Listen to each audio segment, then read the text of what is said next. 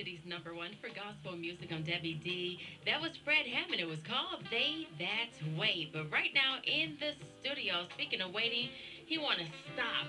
He don't want to just wait. He want to stop. Stop the silence and stop the violence. I have Alonzo Washington in the studio. How you doing, Alonzo? I'm doing well. How are you? I'm doing wonderful. Well, you're here to talk about your campaign. Can you tell us all about it and how it got started? Yeah, well, it's a part of my Take Responsibility tour, and what I'm trying to do is get the youth, parents, business leaders, and public officials to come up with solutions of crime, negativity, and no place for young people to go in the summer. So the Metro Bus campaign, where we're asking people to give tips, is just a part of it. I've been very successful in getting tips, solving a number of crimes. This year, we've already been able to take 2 killers off the street, but we're taking the campaign a little bit beyond that. Now we're trying to come up with solutions, and so that's really what this campaign's all about. Okay, now from my understanding, you're using your character Omega Man on some of the ads. Can you tell us about that? Yeah, it will be on bus signs, billboards on the inside of the bus and the outside, and that campaign is just asking people to give tips. If they don't feel like calling the police, if they don't want to be a snitch,